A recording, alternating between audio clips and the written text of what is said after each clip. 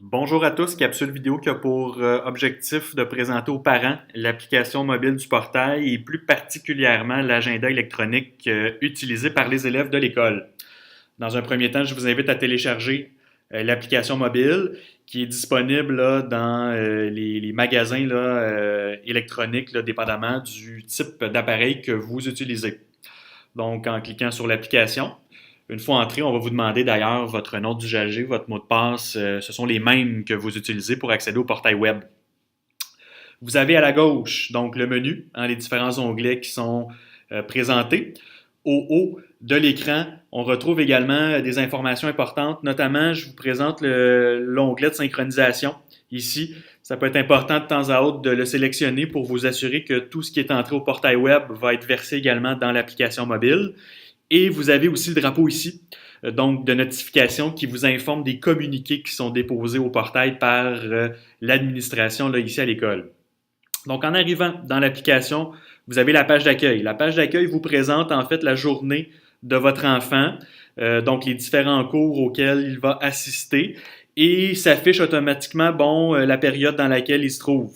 On retrouve aussi les tâches ou examens là, qui sont associés aux différents cours là, qui sont vécus par l'élève là, au cours de la journée.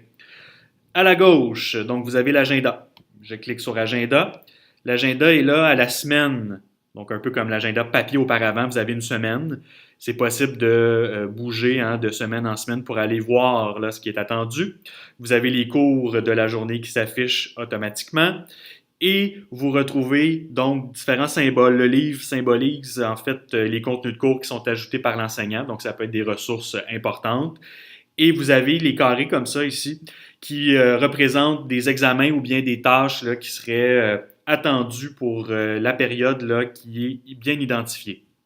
Donc, si je reviens au menu, dans Travaux et tâches, vous avez trois types de visionneuses. On a la liste de façon chronologique et par tableau.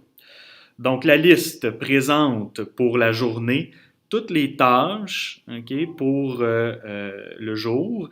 Et ces tâches-là, elles sont soit entrées par l'élève ou bien elles sont poussées par l'enseignant dépendamment. Ensuite, je me rends à la chronologie. Donc, la chronologie, vous voyez les bandes qui sont représentées. Chaque couleur, c'est pour une matière, donc de façon à bien identifier. Et quand c'est une tâche, c'est bien indiqué, le mot tâche est là. Les examens, les évaluations qui sont entrées au portail web par les enseignants se retrouvent par défaut, donc de façon automatique, dans cette visionneuse-là. On se déplace maintenant au tableau. Donc le tableau, l'élève peut consulter les tâches qui sont à faire. Donc vous pourrez voir les tâches à faire. L'élève peut les déplacer en cours et peut les déplacer, les glisser dans compléter. Donc, il peut gérer ses tâches par lui-même. À titre de parent, vous n'avez pas accès. Vous ne pouvez pas vous-même déplacer les tâches d'une colonne à l'autre. C'est possible de consulter également par matière ici. Donc, les différentes échéances qui pourraient être attendues. Je reviens au menu. Je vais dans les contenus de cours. Donc, les différents contenus de cours des enseignants vont se retrouver également affichés et vous pouvez les consulter à partir de l'application. Je porte votre attention également sur la messagerie. Donc, comme auparavant, on peut aller sélectionner des messages, aller écrire aux différents intervenants de l'école.